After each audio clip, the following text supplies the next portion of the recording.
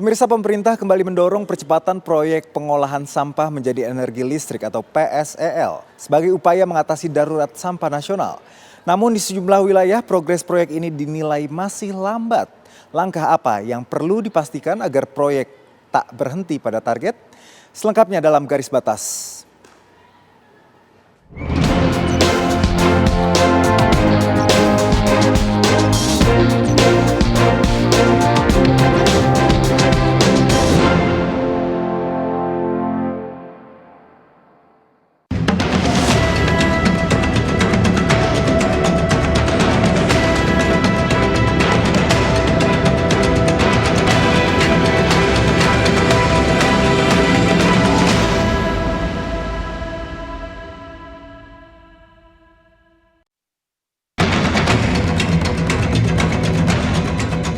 Pemerintah kembali mendorong percepatan proyek pengolahan sampah menjadi energi listrik atau PSEL. Program ini diharapkan menjadi salah satu solusi mengatasi darurat sampah nasional yang semakin mengkhawatirkan. Program PSEL merupakan kebijakan untuk mengubah sampah menjadi energi listrik melalui sistem pengolahan terpadu.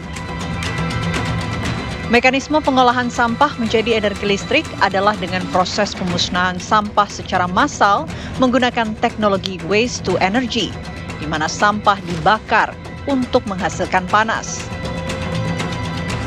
Panas ini mengubah air menjadi uap yang kemudian memutar turbin dan generator untuk menghasilkan listrik.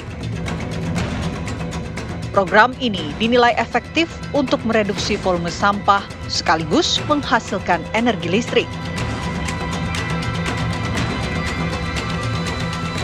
Skema ini melibatkan kerjasama pemerintah pusat dan daerah, mulai dari penyediaan lahan, mekanisme pembiayaan, proses lelang, hingga distribusi energi yang dihasilkan.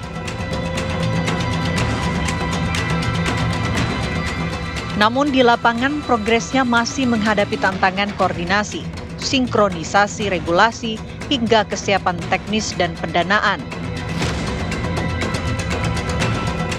Meski menjadi prioritas nasional, percepatan PSEL menuntut sinergi yang lebih terintegrasi dan pengawasan berkelanjutan agar implementasi berjalan efektif di daerah.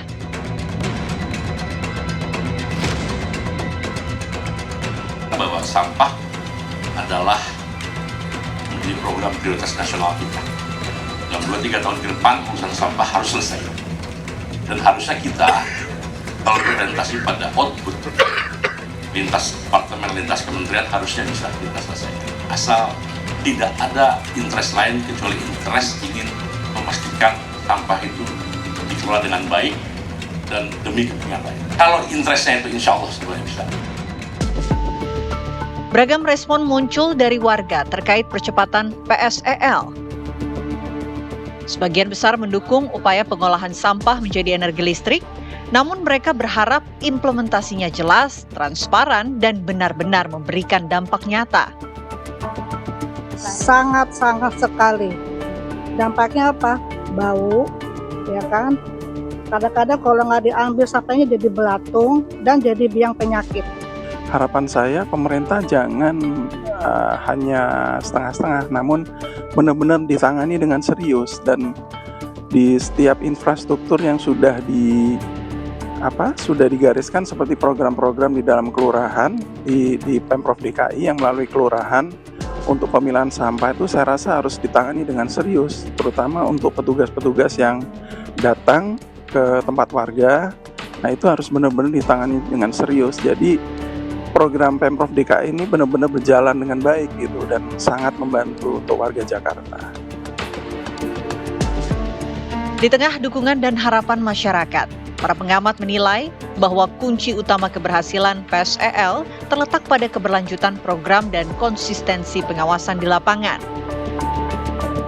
Kita harus memastikan ya bahwa ketika ada kebijakan yang harusnya diperhatikan adalah bagaimana aspek keberlanjutannya ya.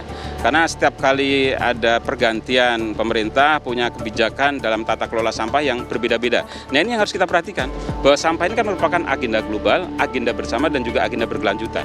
Nah, intinya di situ membutuhkan adanya komitmen dari pimpinan komitmen dari seluruh stakeholder untuk memastikan bahwa program ini adalah program yang memang akan membawa kemanfaatan bagi masyarakat. Dan saya rasa itu yang memang harus sama-sama difahami dan juga harus sama-sama disadari.